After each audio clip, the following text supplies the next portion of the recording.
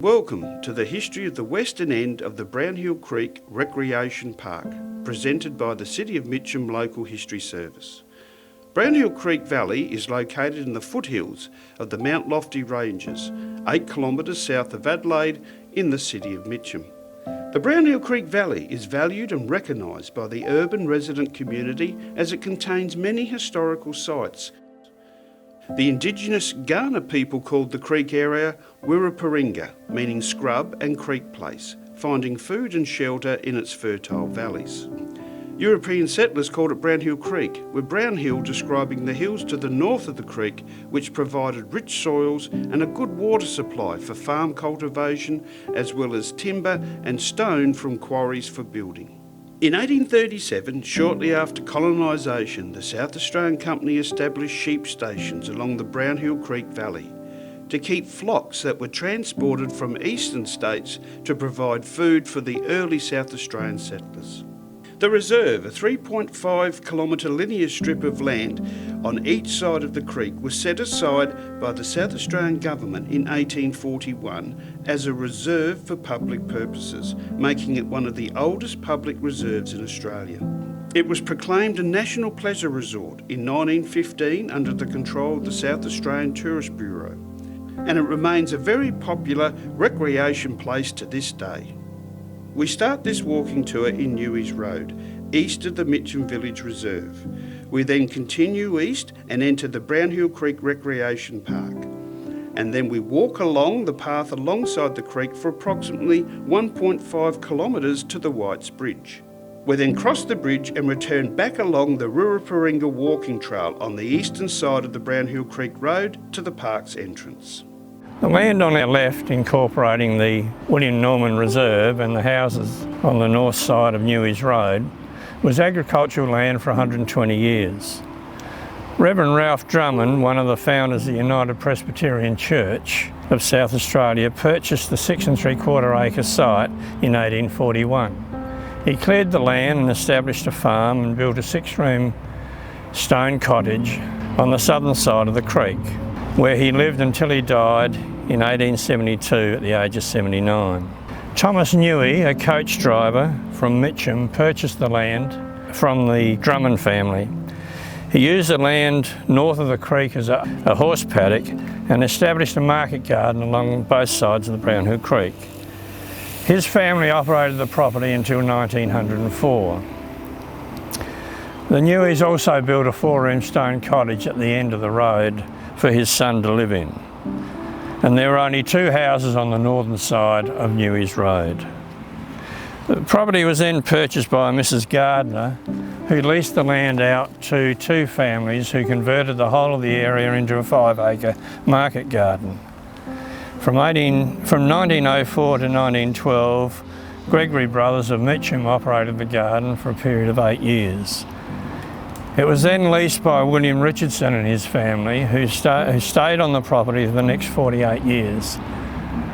Up until 1930, they worked the total property, and after 1930, they only worked the land along each side of the creek. Crown purchased the land in 1940 and it became part of the surplus land requirements for returned soldiers. And one of the sons, William Richardson, leased the land on a 30-year lease. After 1930, the eldest son moved away, and Arthur Richardson then worked the land until he died in the 1950s. In early 1940, it was disposed of by the Crown, and the land north of the creek was purchased by the Mitcham Council. And the land south of the creek was purchased by the 2 families that were living in the houses, and they ended up with roughly 2 acres each. In 1960, the 2 cottages were demolished, and the land was then subdivided into 13 allotments. And the houses you see today were built between 1960 and 1970. Behind me is the site of a swimming pool that was eventually constructed in the Brownhill Creek. In 1890, the locals decided to build a swimming hole. They dammed the creek, lined with stones, lined the inside with clay, and established a swimming hole. In the early 1900s, the Mitcham Council decided that they would plan and try and construct a swimming pool here. They went to the trouble of isolating 5 acres of land, drawing up an agreement and putting it out to tender for someone to construct the swimming centre. The condition was that they had to raise £500 in capital to pay for it, and it was to be 100 yards long, widen the creek, and to be filled with natural water. The agreement was set up and a contractor was initially accepted, but it never got off the ground because he couldn't raise the £500 capital needed to get the picture to start. So the first swimming centre, the wall behind me, was built in 1929. And it was the wall of a swimming centre that they constructed in 1929-1930. And by 1930 it was 100 yards long, they'd widened the creek out, and they'd supplied galvanized change rooms and a diving board. It operated for about 20 to 25 years, but there was always a problem with water supply, because the council was not prepared to pay for the cost of water from the main water system and relied on the natural water flow through the creek to provide the swimming centre. In 1890 there was restrictions on swimming, if people can remember, or back that far. Ladies had to be covered from head to toe and gentlemen were in shorts and singlets. They weren't allowed to be bare-chested. And to make matters worse, the swimming times were between 7:30 p.m. and 7:30 a.m. and there was no swimming during the day. After the swimming pool was constructed in 1929, of course, those restrictions had gone by the board, and it operated for roughly 20 years, but there was always a problem about maintenance and the quality of the water. It fell into disrepair after the Second World War, and eventually the swimming centre closed in the late 1940s. After that, it became one of the best yabby holes you could ever find in the Brownhill Creek. And over a period of time today it is filled up with silt, and is virtually all you have is a creek running through an area that had been widened in the creek bed and is now mainly in grass. Behind on my right you can get an idea of how the area along the swimming pool was widened out where they put in their swimming hole. And directly behind me, on the far side of the creek, is an Aboriginal shelter tree. It's an old river red gum that's thought to be over 300 years old. There's a typical example of some of the red gums that used to be along the creek, but most of them were removed by the early settlers looking for timber for houses, fencing and firewood. And there's only a few of these that remain in the valley today. In the early 1850s, most of the trees within the valley were removed by the early settlers. The tree behind me is an English oak that was thought to have been planted in 1888. And there are a number of trees planted along the creek, and we'll see some as we walk through today, that came from that vintage. There was a concerted effort in 1880 and early 1890s to replant trees through the valley to try and establish a quiet, friendly recreational area for the public. Flocks of white cockatoos and black cockatoos live within the valley, and the Department of Tourism has planted some pine forests throughout the valley to provide food for them during the winter months.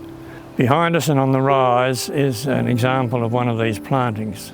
Quarrying was a major industry in the valley, especially the lower end of the valley, where there were 6 quarries that operated here from around 1870 to the 1930s. Behind me is a small quarry where freestone was dug out for houses within the area.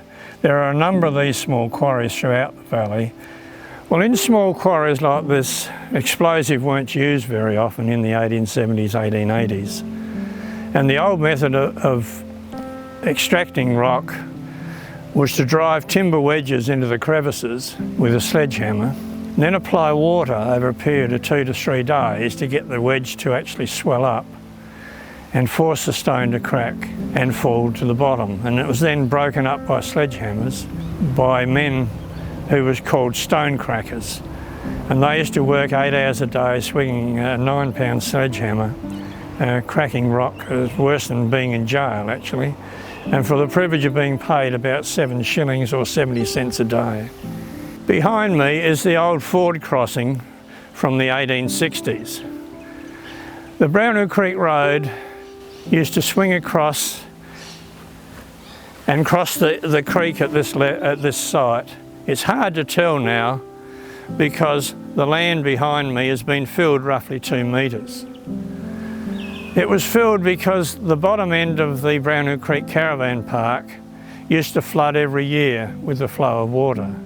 So they've built it up roughly 2 metres in height using overburden from the quarries. And the council who administered the reserve on behalf of the government used to allow the contractors in the quarries to spread their overburden throughout the area, filling up hollows, washouts and those sorts of things. And the level that we have today is a result of 50 years of slowly filling and burying rubbish underneath the overburden. The road used to run out on our left-hand side, past the quarries further up, and come out about where the White Bridge is today. This was a nuisance for lots of people because you had a constant wet road with all the traffic that went through this area at that time. This pleasant area, known as a Lions Picnic area, was originally a working quarry from which thousands of tonnes of stone was extracted, which commenced in 1860s and operated until about 1915. There were 2 quarry faces worked within this reserve. The northern face, over to my left, was a sandstone quarry known as Rogers Freestone Quarry, and the southwest face, known as the Brownhill Creek Bluestone Quarry. Rogers Freestone Quarry opened in the 1850s to the early 1860s and was operated by a number of people who leased the site from the South Australian Government. The quarry was an important building stone deposit of workable sandstone, which masons used to call freestone, which was used on many of the houses within Mitcham and the surrounding areas. The freestone within the quarry reserve was worked out by 1910 to 1915, and it ceased to operate. But the freestone seam continued into the adjoining land that was privately owned, and the owner happened to be Robert Barr Smith, who leased the quarry after obtaining approval from the council to get access to the working face. Like all quarries in this valley, they had to use the Brownhill Creek Road and across the actual reserve to get to the working faces. And for the privilege of doing that, they paid the council a yearly fee, which could range from 1 guinea up to £15 per year. The Bluestone Quarry, which operated in the south western corner, operated from 1870 to 1915. Again, it was leased usually on a 3-year period by a number of quarrymen. It mainly produced crushed road metal or bluestone for housing. Small quantities of dressed sandstone was also produced in isolated pockets from that area. The disused quarry was vacant for 10 to 15 years, and then it became the main rubbish dump for the Mitcham Council.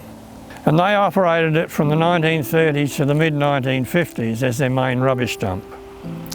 It lay vacant again as a disused rubbish tip and became a source of treasure hunters looking for bottles and old relics. The site was filled by the Mitcham Council in the late 1860s, 1870s, and then the Mitcham Lions Club took over the responsibility of providing seating and facilities within the reserve. They planted the grass and they still maintain it today on a yearly basis. And they have done that for the last 40 odd years. And that is why it's called the Lions Picnic Park. On the southern side, on the hill slope, as we walk out, you can see the road that was cut across the face of the hill to give access to the quarry when they first operated it. The original bridge behind me, named White Bridge, has stone abutments with a flat wooden colonial deck and guardrails. It was built in 1864 by John Prince, after strong lobbying by the residents who lived at the end of the Brownhill Creek Road. over a number of years. The ford that we saw before was really unsatisfactory for the amount of traffic that was coming up and down the Brownhill Creek Road, and they lobbied the council for a great period of time without any success. In the end, they decided that they would put their hand in their pocket, and they had a whip around between the quarry owners and the market gardeners, and they contributed the sum of $47 or £23.10 shillings towards the cost of the bridge. Now, you may laugh at the amount, but the actual tender for constructing the bridge was £64. So in actual fact, they contributed 35% of the cost of the bridge. And by some remarkable coincidence, the Mitcham Council agreed to call tenders immediately they got that contribution from the owners. A contract was let and the bridge was completed by December of that same year. The bridge operated in its present form for 45 years. By 1920, it was necessary to carry out some major maintenance on the bridge, as the timber deck could no longer carry the loads that was being asked to carry. In 1919, Council accepted a tender from South Australian Reinforced Concrete Company, who operated out of the quarry that we talked about before, to put a concrete deck and concrete abutment walls on the bridge. This was one of the earliest reinforced concrete bridge decks that was built in South Australia. It has remained that way until today, and in 1990 the reinforced concrete guardrails were badly spoiled by reinforcing corrosion, and they were removed and replaced with the current Highways Department guardrails. One of the wing walls actually subsided through undermining in a heavy rain period, and it's only recently that the concrete bridge has been repaired and the walk pathway on the side of the bridge was constructed at that time. The bridge originally was known as Mundy's Bridge. Now, like everything within the Brownhill Creek Valley, the name related to the people who lived by it. And Mundy lived in the valley, which is the southern side of the bridge. After the reinforced concrete decking of the walls was built, they were painted white, as was the as was the timber work on the side. And after that it became known as the White Bridge, which is the name that it holds today. On my left, under this old oak tree, is one of the original drinking fountains installed in 1879 as part of the Mitcham Waterworks system that supplied drinking water to the Mitcham district. The system consisted of a settlement dam and a concrete well constructed up in what is known as Ellison's Gully, deep within the valleys of the Brownhill Creek. 3.5 kilometres of 6-inch cast iron or 150mm cast iron pipe was imported from Scotland, was laid along the valley floor alongside the creek and through the lower valley to supply the Fullerton Road reservoir. The pipe terminated at the Mitcham High Level Resource Tank at the end of Fullerton Road near McEllicott's Quarry. In the later 1890s and 1900s, further drinking fountains were installed near the footbridge to the Brownhill Creek School, the Mitcham Reserve, and opposite the Torrens Arms Hotel on Bulls Creek Road. Now, the thing you need to remember is that these didn't provide water to the actual home. They provided a point that you could go to actually collect drinking water and take home within your container. And one run from these storage tanks went all the way to Greenhill Road in Unley, which provided another water supply at that time. The system operated from the late 1870s through to 1930s, and when they started pressurising the water system from the reservoirs on the northern side of town, the Mitcham system ceased to operate. In the late 1890s, this was an industrial area with very few trees, and there was a concerted effort by certain people within the Mitcham district to have the administration of the reserve taken away from the Mitcham Council, because they were arguing that there was no work being done in the recreation park. It was an industrial site used for quarrying and revenue gathering. To counteract this, the Mitcham Council decided they had to do something specific within the area, so they ventured onto a scheme of tree planting. One of those schemes was the Price Avenue trees. Behind me you can see the old Brownhill Creek Road. Behind me on the right, you can see the old Brownhill Creek Road that runs through the middle of the caravan park.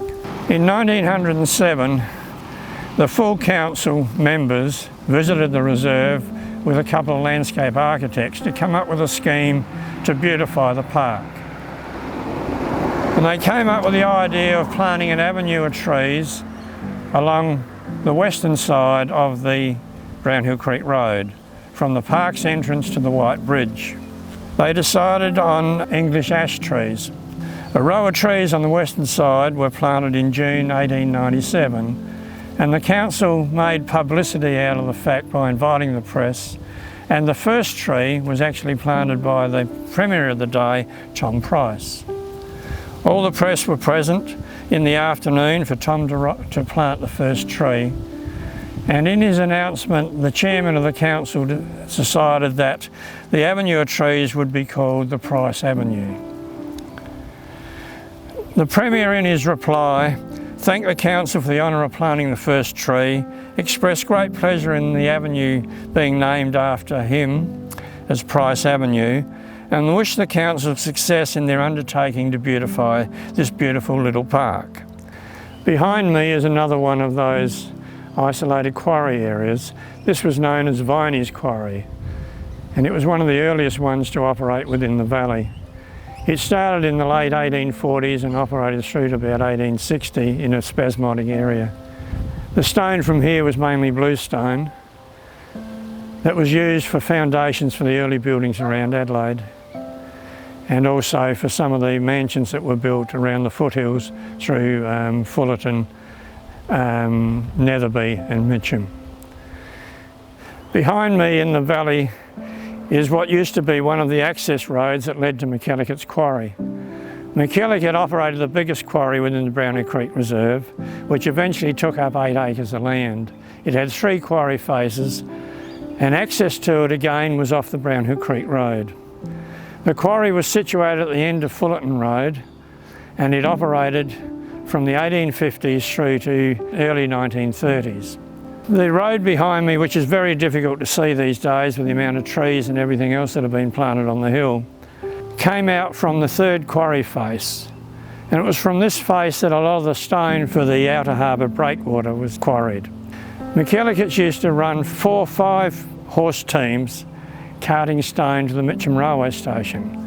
And stone up to 10 tonne in weight was manually loaded onto wagons and driven there, and 3 loads per day. They had to take a very wide arc with their wagons and horse teams, and that is why they come down onto the Brownhill Creek Road through this particular valley. The other point of interest along here is this is the start of part of the Wirrapinga walking trail that would take you up over Brownhill. It's quite a steep climb and you need to be reasonably fit, because I can guarantee you'll have to have a rest and catch up on your breath before you're halfway up the hill. This gnarled, burnt out old hollow river red gum is believed to be between 300 and 400 years old. And it's an example of the river red gums that used to grow throughout the valley. Most of them were cut down by the early settlers. It's listed on the National Register of Significant Trees. It is really struggling to survive, and it's probably on its last 20 odd years of life looking at it. But it's served many purposes over the 175 years that colonisation has been in this valley. It's reported that in 1841 a baby was born to the Palmer family, who were camping next to this tree in the early days when they first arrived. A stout canvas attached to the tree made it a temporary home for early settlers, itinerant workers in the quarries in the 19th century, as well as families during the Depression in the 1930s. It was used as a shelter tree for pigs at one stage by the Mann family, who fenced off an area around the tree. And it was a meeting place for the local teenagers, especially in the 1920s and 30s, meet you at their hollow gum tree. And it was a temporary shelter from the rain to numerous people in the reserve, myself included. The blackened slate has been added to at various times. There's a story that in the early 1920s, an itinerant worker was actually camped in the hollow of the tree and lit a fire, which eventually caught the tree on fire. Luckily, it happened to be early in the morning when people were coming to work in the quarries, and they managed to put it out with buckets of water from the creek. And there's also a renowned Boy Scout who attempted to light a campfire also in the hollow of the tree to get his proficiency badge. And this involved this CFS coming out to extinguish the actual fire within the tree. So all these sort of things have added to its quarry, but it's still struggling to survive. Now, next to the tree is also a little stone cane, and this contains the foundation stone for the Brownhill Creek Chapel or school building. It was the only building that was ever built in the Brownhill Creek Valley along the reserve area, and it was built in 1874 for the gardening community that lived deep within the valley at the end of the road. The foundation stone was laid by Mrs. Joanna Grigg, my great-grandmother, and the building was used as a place of worship on Sundays, a schoolroom during the week, and also for socials for the community on Saturdays, which often ended in a concert with all members participating. No evidence of that chapel exists today. It was burnt out in the 1955 bushfires that went through the hills and the building was never repaired. The ruins stood for about 30 years before they were demolished, and a mud brick house sits on that site today, there by the Tilly's Hill Road Ford crossing. The only thing that does remain is a little footbridge over the creek, which was built to allow the school children to cross the creek to get to the school in the 1930s. The Brownhill Creek Caravan Park, as we know it today, was not established until the mid-1950s by the South Australian Government. This park area has always been used by a number of campers on various times. The Kaurna people camped in the valley and used it as a meeting place before colonisation, where the valley provided protection, weather and food for them during the winter months. Early settlers camped along the creek in the early 1840s when they first arrived.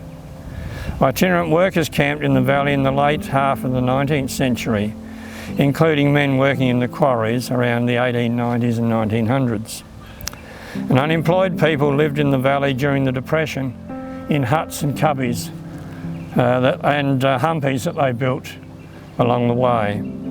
After the Second World War, the number of people camping in the valley increased significantly, especially over Christmas, Easter and school holidays. But it was rough camping. There were no facilities, no toilets or showers. You brought a shovel and you washed in the creek. And there was no power supply in those days. There were no restrictions or organised campsites. People camped wherever they liked, usually the Mitcham side of the bridge or the Seven Pines. In the 1950s, state government developed the Brownhill Creek Caravan Park. They constructed a ranger's residence, facilities and showers, laundry blocks and ablution blocks for the caravan area. The mains water and sewer supply were brought up the Brownhill Creek Road and extended to serve the caravan park, and extended up the second valley past the White Bridge to service the facilities along She Oak Road.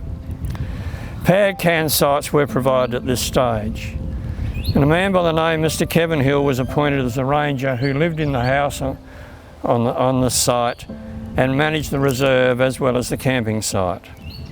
Later on, additional powered sites and small shop was added to the centre. It was extremely popular in the 1950s and 60s, and the only place to play really was on the Brownhill Creek Road, which proved to be rather dangerous. So in the 1970s they decided that they would confine all the area as it is fenced in today for the campers. The Brownhill Creek Road was relocated outside the boundary of the camping area, and it made it a lot safer throughout the area.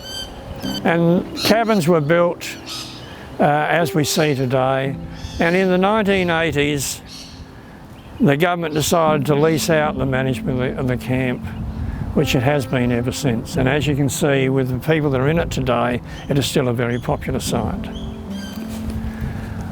On the left behind me are 4 concrete blocks that were the foundation stone for a crushing plant from the McKellicott's quarry.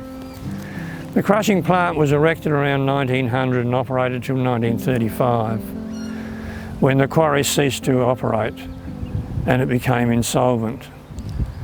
And also on my right is the other access road into McKellicott's quarry.